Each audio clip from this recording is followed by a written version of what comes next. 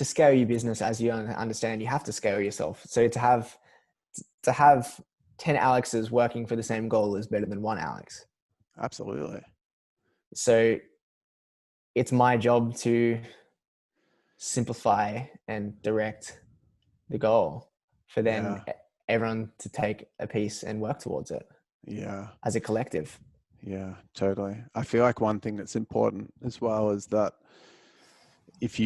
when you're trying to grow a business, you can really quickly get, like, when it becomes about the mission of the objective that you're trying to achieve, it becomes the top priority because everyone's working towards it. And it's easy as like the talent, so to speak, or the founder to then make your mission just hitting the results that everyone's working towards.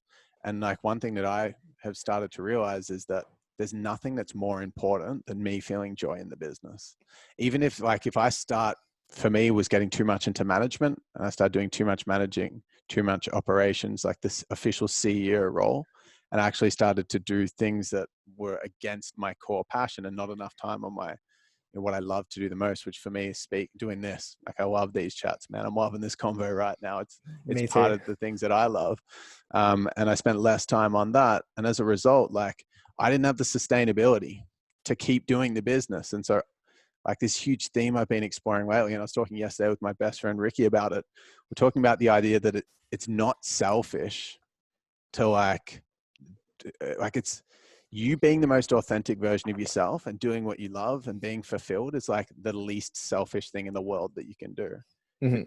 By being observed, you inspire other people to be that version for themselves. But when you kind of take the responsibility on of being the leader for the mission and trying to further this, sometimes you can fall into the trap of going, oh, I don't want to do all these things when these people are working so hard, and you can project like, I wouldn't want to do what they're doing. And therefore, I kind of feel almost a little bit guilty that they're doing all this hard work, but it's like, that's what they want to do. We want to do vision stuff. We want to do strategy. We want to do creative stuff. That's who we are. You know what I mean? We got to allow freedom to think, to then download and channel what we're meant to learn. You know how many business owners could get value from you saying that are doing like 5 mil a year in business? Could like that thing you just said could change everything for them.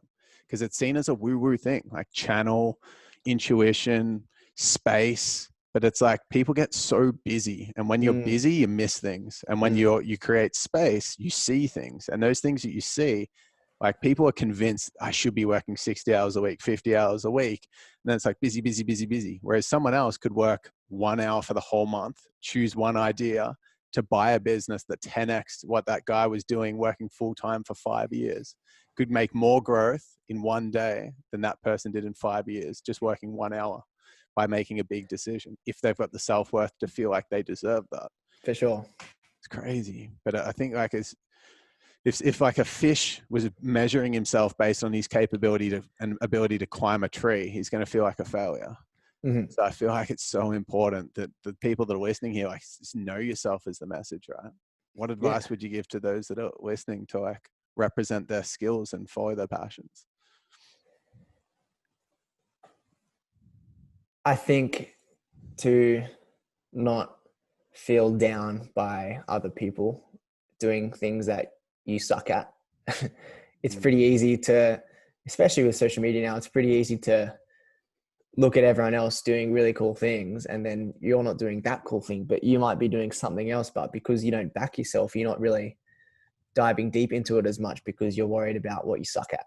Like, it's like understanding your power and using it. Yeah. So I've got a question for you, because one thing I know for as a fact is that it takes time to get things off the ground. And it's really like you're most sensitive and nervous and scared when you first start something. And that's where a lot of people struggle. Like, they want to do their business at the start, and then they try, but then the results don't come, and then they get defeated, and then they stop. I'm curious to know, and you might have just instantly had massive growth because you're a cool, good looking dude that just like went up on Insta. I'm not sure, but talk to me about like your start of the journey. So many little stages of it. It all kind of, like, I downloaded, I'll just start way back when. I downloaded Instagram when I was like 12 to 13 when it was just kind of a photo editing app.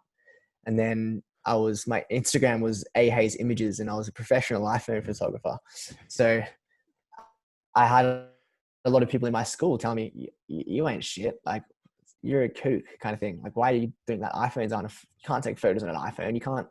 Why are you building a following? And at that time, I understood that if I followed a bunch of people, they'd follow me back, and then more eyes on my craft. So I didn't even know what I was doing. I was just building something because it was fun. And I loved growth in numbers.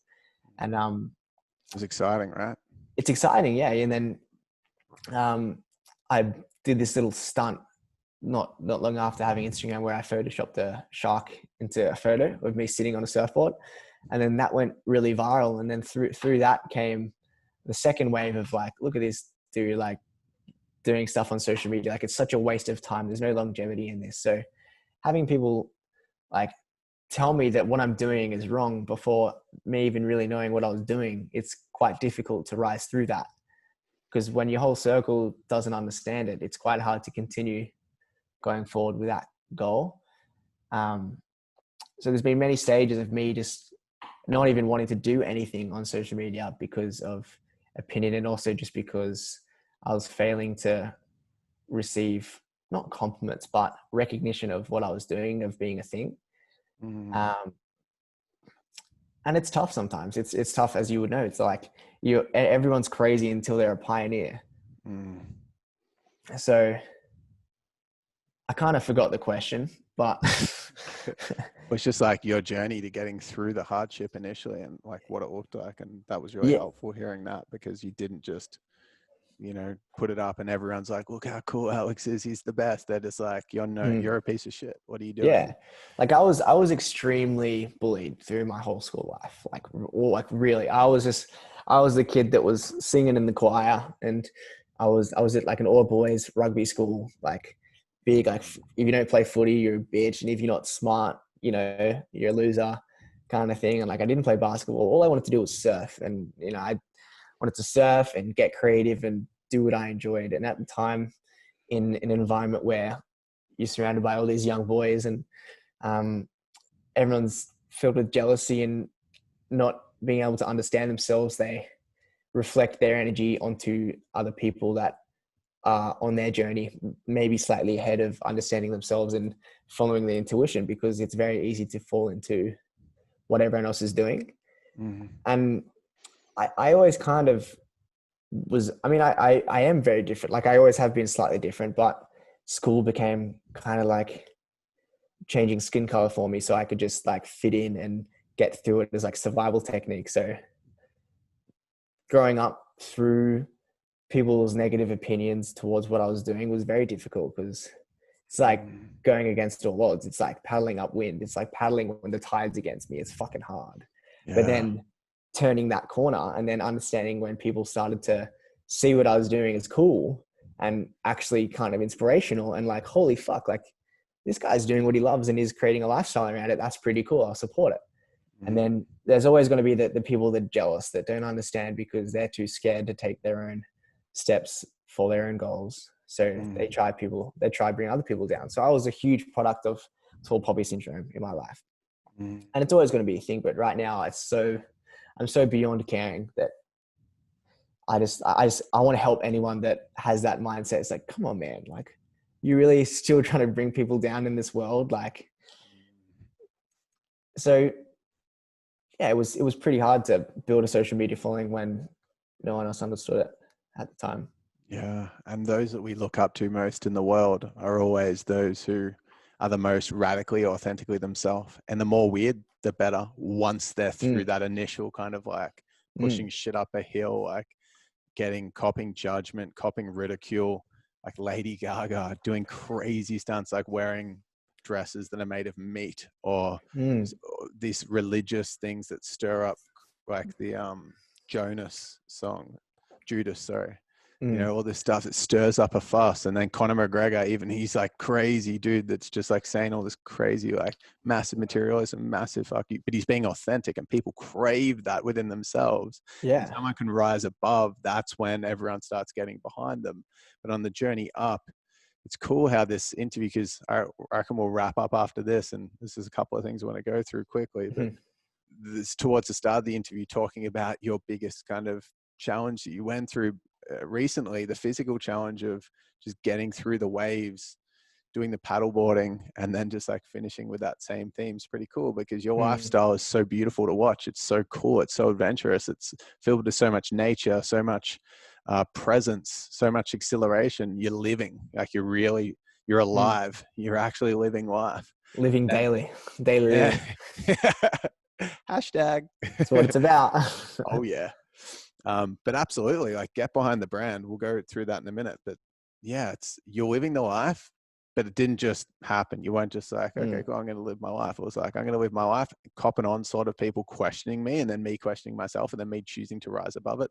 Then you're in the flow and rhythm of momentum, living your life daily life, the daily life. Boom. Exactly. And that's what that's what it's all about. If you're not living daily, then, like, not that anything's a waste of time, because it's all growth and all lessons and all experience, but just being present through life every single day is super important. Yeah. So, like, do it today. Like, go out there. It could be as little as just going for a swim at the beach. When I started swimming at the beach a few years ago, it was like, before that, it was just not something I'd do. It's just like, I just have to do my thing, go to work, like go to the office, work, go home, go back, work, sleep. There's no such thing as tomorrow.